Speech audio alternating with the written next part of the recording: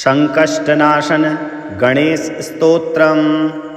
नारद उवाच प्रणम्य शिरसा देवं गौरीपुत्रं विनायकं भक्तावासं स्मरेन् नित्यम् आयुष्यकामार्थसिद्धये। प्रथमं वक्रतुण्डं च एकदन्तं द्वितीयकं तृतीयं कृष्णपिङ्गाक्षं गजवक्त्रं चतुर्थकं लम्बोदरं पञ्चमं च षष्ठं विकटमेव च सप्तमं विघ्नराजं च धूम्रवर्णं तथाष्टमं नवमं भालचन्द्रं च दशमं तु विनायकम् एकादशं गणपतिं द्वादशं तु गजाननं द्वादशैतानि नामानि त्रिसन्ध्यं यः पठेन्नरः न च विघ्नभयं तस्य सर्वसिद्धिकरं परं। विद्यार्थी लभते विद्यां धनार्थी लभते धनं पुत्रार्थी लभते पुत्रान् मोक्षार्थी लभते गतिम्। जपेत् गणपतिस्तोत्रं षड्भिर्मासैः फलं लभेत् संवत्सरेण सिद्धिं च लभते नात्र संशयः।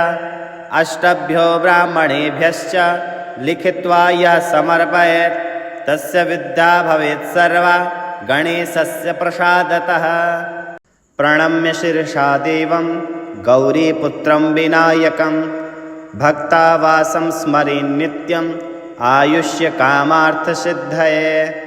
प्रथमं वक्रतुण्डं च एकदन्तं द्वितीयकं तृतीयं कृष्णपिङ्गाक्षं गजवक्त्रं चतुर्थकं लम्बोदरं पञ्चमं च षष्ठं विकटमेव च सप्तमं विघ्नराजं च धूम्रवर्णं तथाष्टमं नवमं भालचन्द्रं च दशमं तु विनायकम् एकादशं गणपतिं द्वादशं तु गजाननं द्वादशैतानि नामानि त्रिसन्ध्यं यः पठेन्नरः न च विघ्नभयं तस्य सर्वसिद्धिकरं परं।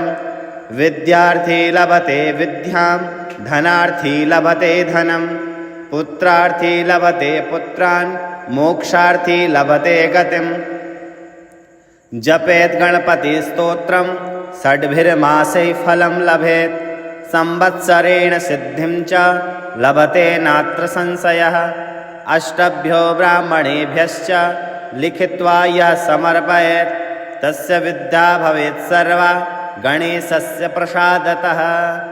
प्रणम्य शिरसा देवं गौरीपुत्रं विनायकं भक्तावासं स्मरेन् नित्यम् आयुष्यकामार्थसिद्धये।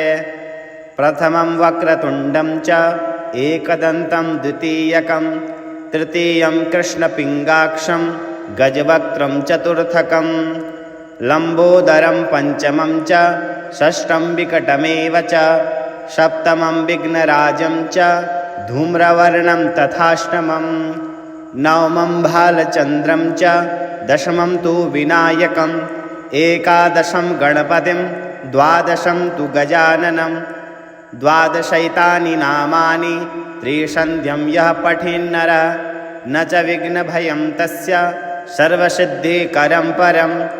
विद्यार्थी लभते विद्यां धनार्थी लभते धनं पुत्रार्थी लभते पुत्रान् मोक्षार्थी लभते गतिम्।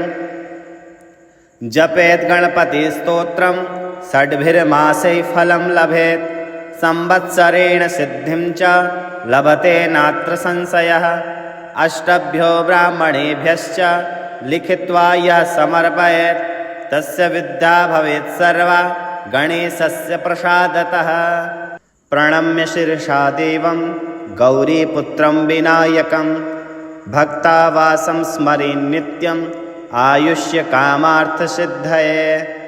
प्रथमं वक्रतुण्डं च एकदन्तं द्वितीयकं तृतीयं कृष्णपिङ्गाक्षं गजवक्त्रं चतुर्थकं लम्बोदरं पञ्चमं च षष्ठं विकटमेव च सप्तमं विघ्नराजं च धूम्रवर्णं तथाष्टमं नवमं भालचन्द्रं च दशमं तु विनायकम् एकादशं गणपतिं द्वादशं तु गजाननं द्वादशैतानि नामानि त्रिसन्ध्यं यः पठेन्नरः न च विघ्नभयं तस्य सर्वसिद्धिकरं परं। विद्यार्थी लभते विद्यां धनार्थी लभते धनं पुत्रार्थी लभते पुत्रान् मोक्षार्थी लभते गतिम्।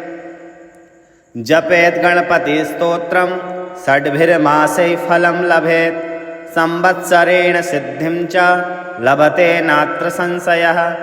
अष्टभ्यो ब्राह्मणेभ्यश्च लिखित्वा यः समर्पयेत् तस्य विद्या भवेत् सर्वा गणेशस्य प्रसादतः।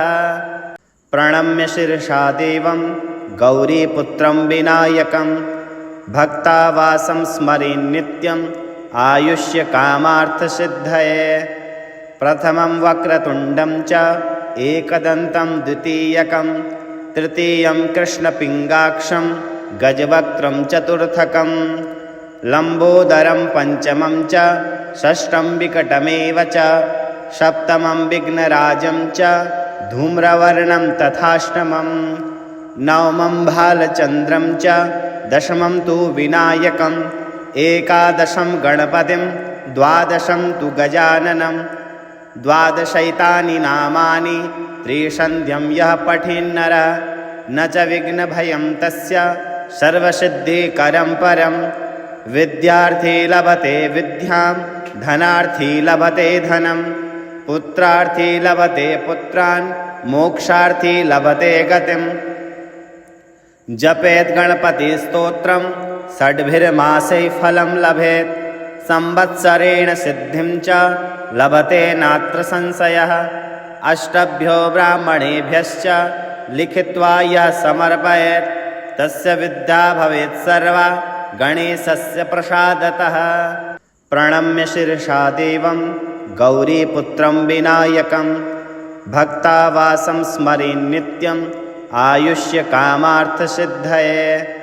प्रथमं वक्रतुण्डं च एकदन्तं द्वितीयकं तृतीयं कृष्णपिङ्गाक्षं गजवक्त्रं चतुर्थकं लम्बोदरं पञ्चमं च षष्ठं विकटमेव च सप्तमं विघ्नराजं च धूम्रवर्णं तथाष्टमं नवमं भालचन्द्रं च दशमं तु विनायकम् एकादशं गणपतिं द्वादशं तु गजाननं द्वादशैतानि नामानि त्रिसन्ध्यं यः पठेन्नरः न च विघ्नभयं तस्य सर्वसिद्धिकरं परं। विद्यार्थी लभते विद्यां धनार्थी लभते धनं पुत्रार्थी लभते पुत्रान् मोक्षार्थी लभते गतिम्। जपेत् गणपतिस्तोत्रं षड्भिर्मासैः फलं लभेत् संवत्सरेण सिद्धिं च लभते नात्र संशयः। अष्टभ्यो ब्राह्मणेभ्यश्च लिखित्वा यः समर्पयेत् तस्य विद्या भवेत् सर्वा गणेशस्य प्रसादतः। प्रणम्य शिरसा देवं गौरीपुत्रं विनायकं भक्तावासं स्मरेन् नित्यम् आयुष्यकामार्थसिद्धये। प्रथमं वक्रतुण्डं च एकदन्तं द्वितीयकं तृतीयं कृष्णपिङ्गाक्षं गजवक्त्रं चतुर्थकं लम्बोदरं पञ्चमं च षष्ठं विकटमेव च सप्तमं विघ्नराजं च धूम्रवर्णं तथाष्टमं नवमं भालचन्द्रं च दशमं तु विनायकम् एकादशं गणपतिं द्वादशं तु गजाननं द्वादशैतानि नामानि त्रिसन्ध्यं यः पठेन्नरः न च विघ्नभयं तस्य सर्वसिद्धिकरं परं। विद्यार्थी लभते विद्यां धनार्थी लभते धनं पुत्रार्थी लभते पुत्रान् मोक्षार्थी लभते गतिम्। जपेत् गणपतिस्तोत्रं षड्भिर्मासैः फलं लभेत् संवत्सरेण सिद्धिं च लभते नात्र संशयः। अष्टभ्यो ब्राह्मणेभ्यश्च लिखित्वा यः समर्पयेत् तस्य विद्या भवेत् सर्वा गणेशस्य प्रसादतः। प्रणम्य शिरसा देवं गौरीपुत्रं विनायकं भक्तावासं स्मरेन् नित्यम् आयुष्यकामार्थसिद्धये। प्रथमं वक्रतुण्डं च एकदन्तं द्वितीयकं तृतीयं कृष्णपिङ्गाक्षं गजवक्त्रं चतुर्थकं लम्बोदरं पञ्चमं च षष्ठं विकटमेव च सप्तमं विघ्नराजं च धूम्रवर्णं तथाष्टमं नवमं भालचन्द्रं च दशमं तु विनायकम् एकादशं गणपतिं द्वादशं तु गजाननं द्वादशैतानि नामानि त्रिसन्ध्यं यः पठेन्नरः न च विघ्नभयं तस्य सर्वसिद्धिकरं परं विद्यार्थी लभते विद्यां धनार्थी लभते धनं पुत्रार्थी लभते पुत्रान् मोक्षार्थी लभते गतिम् जपेत् गणपतिस्तोत्रं षड्भिर्मासैः फलं लभेत् संवत्सरेण सिद्धिं च लभते